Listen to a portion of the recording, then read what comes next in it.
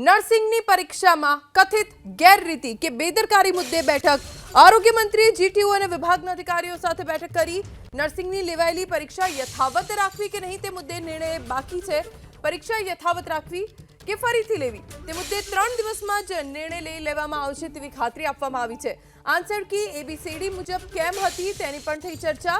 પરીક્ષા લેવાયેલ 90 સેન્ટર્સની સમીક્ષા પણ કરવામાં આવી।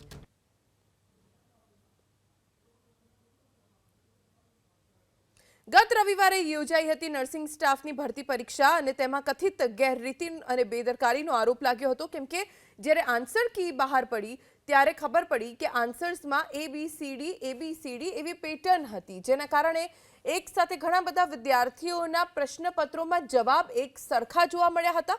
બીજું કે જ્યારે સમગ્ર મામલે વિવાદ થયો ત્યારે કેટલાક વોટ્સએપ ચેટ્સ પણ વાયરલ થયા હતા જેમાં પેપર પહેલેથી જ ખબર પડી ગઈ હોય તેવું પણ દાવો કરવામાં આવ્યો હતો।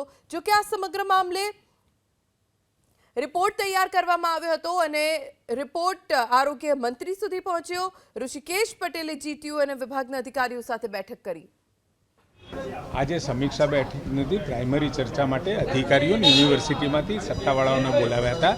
કેટલીક બાબતો જે ધ્યાન ઉપર આવી અને પરીક્ષા લીધા પછી આ આખા જે આપણા લગભગ 90 ઉપર સેન્ટર હતા એ સેન્ટરોમાં કોના કેવી રીતે માર્ક છે આ બધી પ્રકારની ચર્ચાઓ કરવામાં આવી અને એ હવે યોગ્ય નિર્ણય એના અર્થે લઈ અને આપ સૌને અમે ચોક્કસ જાણ કરીશું। નિર્ણય લેવાશે એટલે ખૂબ ઝડપથી લેવાશે, લઈ આપ સૌને પણ જાણ કરીશું અને વિદ્યાર્થીઓના હિતમાં જે પણ કોઈ નિર્ણય લેવાનો હશે એ ચોક્કસ લઈશું જેથી કરી જે મેરિટોરિયસ સ્ટુડન્ટ હશે એમને ક્યાંય અન્યાય નહીં થાય।